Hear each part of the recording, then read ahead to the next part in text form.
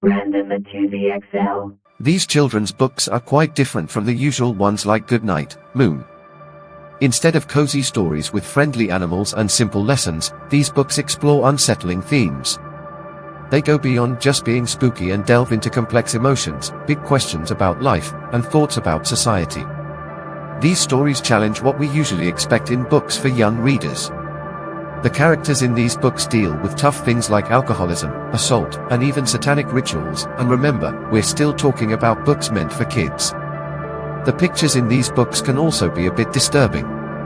In this list of 10 unsettling children's books, be ready for stories that might stay with you even after you finish reading. These are the kinds of stories that might make you think about what we consider as the innocence of childhood. In the 80s and 90s, there was a strange book called Don't Make Me Go Back, Mommy. It seems to suggest that there were Satanists who worked at daycare centers during that time. The author, Sansford, wrote it in 1990 as part of a series to help kids deal with tough topics. It's surprising that a book like this was ever put on shelves, no matter the time. The story is about a girl named Allison who goes through scary rituals at daycare but gets better with therapy. The weird part is that Sansford did a lot of research to make sure the rituals were accurate. It's strange that kids would want to know about satanic abuse in such detail. The book even got mentioned in another book called The Therapist's Notebook for Children and Adolescents in 2003. Thankfully, how we help kids recover from tough experiences has changed a lot in the last 10 years. Let's hope this book stays hidden away on a dusty shelf where it belongs. It's hard to believe that someone thought, let's make a children's book about S***zool abuse and conversion therapy. That doesn't sound like a good idea, right? Well, it turns out, it didn't go well at all. There's a book called Alfie's Home, by Cohen, and it tells the story of a young boy who is S***zoolly hurt by his uncle. Can you believe there's even a picture of them in bed together? The story is really disturbing in many ways. After this bad experience, the boy struggles with understanding his own feelings about being gay. His parents, thinking he's gay, send him to therapy. In one session, he's supposedly cured of being gay just by hugging his dad. This book probably caused more problems than it solved. Cohen says the book is supposed to show that gay people can change. But in an interview in 2017, he mentioned that Richard Cohen isn't licensed to do this kind of therapy. Let's hope no child has to read this book. This 1972 novel is considered a classic and was one of the first books labeled as young adult literature. Even though it's not exactly for children, it's an important read. A Day No Pigs Would Die is partly a true story about Peck's childhood in rural America.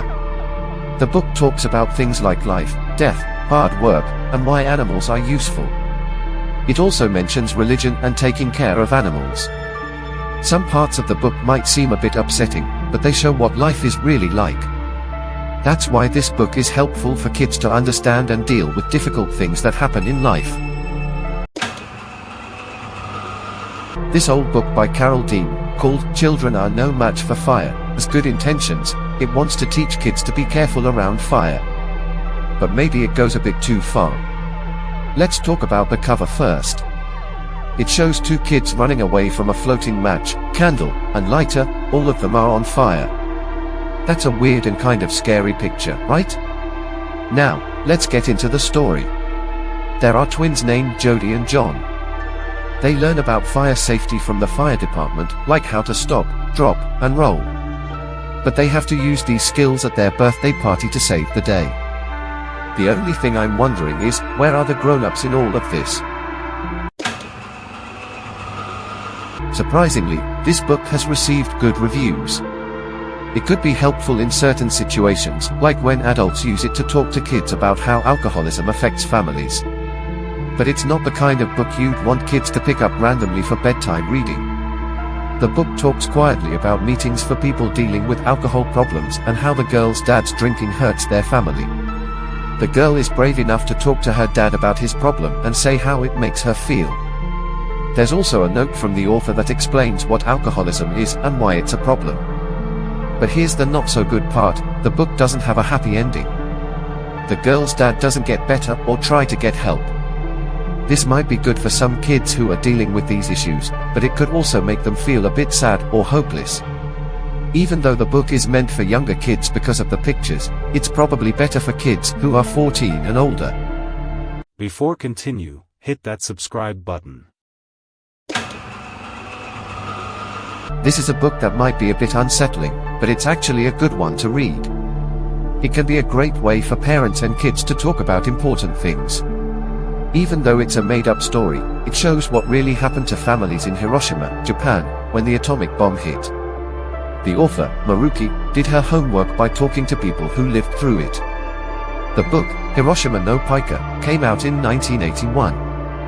It tries to explain how the bomb hurt people, both physically and emotionally. But here's something to know before reading: the pictures in the book can be a bit intense. After the bomb, some characters are shown without clothes, and the pictures of bodies might look strange. Some experts suggest that it's better for kids older than 8, even though it's meant for children. If you had to read this book, it probably wasn't the best experience for you. The book is called Maggie Goes on a Diet, and it was written by Kramer. He wanted to talk about weight issues in kids, but the way he did it wasn't great. The story is about a girl who is overweight, goes on a diet, loses a lot of weight, and then feels happy and accepted as a normal girl. Even though Kramer meant well, his idea had the opposite effect. Instead of helping, it might make kids feel really bad about their bodies and make them not like the way they look. So, if you don't want your kids to feel that way, this isn't the right book for them. You've probably seen many books and shows telling kids not to use drugs, right? Well, here's something unusual. There's a book called If a Peacock Finds a Pot Leaf, written by Carman in 2013. It's about Pete the peacock, who finds a marijuana leaf in the forest. Luckily, his animal friends are there to teach him about the supposed benefits of medical marijuana. Surprisingly, this isn't Pete's first adventure involving drugs. It's actually the last book in a series of books that promote drug use, and another one is called If a Peacock Discovers Hemp Island. Talking to kids about certain things, like where babies come from, can be awkward. But author Allan tried to make it a bit more fun with his book, Where Willy Went, published in 2006. It's about a tiny sperm named Willy who competes to reach an egg, and the book explains how a baby grows inside a mom's tummy. Just so you know, the book also has drawings of private parts to show where Willy lives and where he's going. People's opinions about this book seem to be split in half. Some parents might find it weird to turn the talk about where babies come from into a bedtime story. But every family is different. Some parents like to be really open and honest about these things, while others might feel a bit uncomfortable. According to a poll, 57% of parents said they only feel somewhat comfortable or uncomfortable talking to their kids about this stuff. So, if you're in the group that's okay with having open and honest talks with your kids, this book might be a helpful tool. But if not, it might be better to skip this one at the library. This book is at the top of the list for a reason. It's more like a scary movie plot than a children's story. The Lonely Doll came out in 1957 and has staged photos of a doll named Edith who lives by herself. She wishes for friends until 2 stuffed bears come along.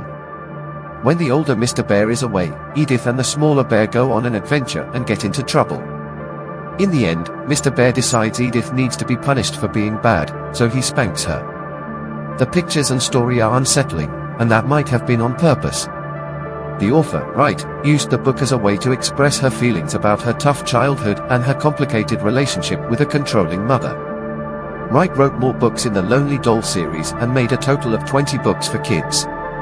Even though this book might not seem right for a nursery, some women have found a connection and a way to heal through this unique take on childhood.